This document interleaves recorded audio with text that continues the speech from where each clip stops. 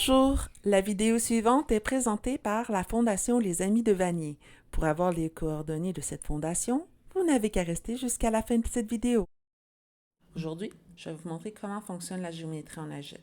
En fait, on utilise exactement les mêmes formules que quand on fait de la géométrie normale. C'est juste les nombres qui vont changer. Donc, au fond, j'ai ici un triangle isocèle dont la base est de x plus 8 et puis les deux côtés pareils sont de 2x. Alors, si je cherche son périmètre, je vais juste additionner tous les côtés. Évidemment, ils ne sont pas tous écrits parce qu'il y en a deux qui sont pareils, donc je vais les écrire dans mon opération. Alors, je fais 2x plus 2x plus x plus 8, puis ça me donne 5x plus 8. Si je veux connaître l'aire de ce triangle, bien, j'aurai besoin de la hauteur qui s'en vient dans quelques secondes, la hauteur qui est de x moins 9. Donc, la formule habituelle pour trouver l'aire d'un triangle, c'est base fois hauteur divisé par 2. Ma base est de x plus 8. Je vais la traiter comme si c'était un nombre normal. Et ma hauteur est de x moins 9.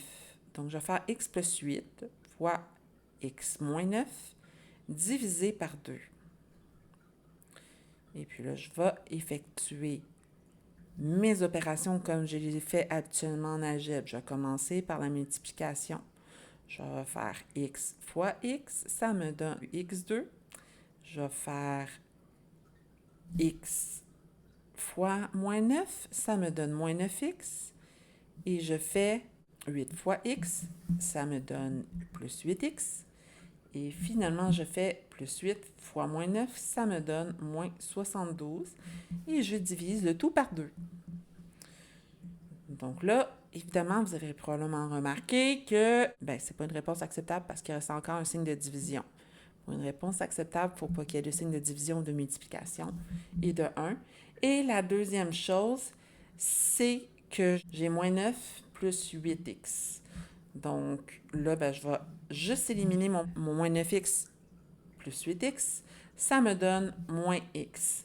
Et par la suite, je vais effectuer ma division. X exposant 2 divisé par 2, on s'entend, ça donne une demi. Je vais le laisser comme ça. Je pourrais aussi marquer 0,5x à la 2. Ça marcherait aussi. Puis ensuite, j'ai moins x divisé par 2. Ça me donne encore moins x demi. Et finalement, moins 72 divisé par 2, ça me donne moins 36.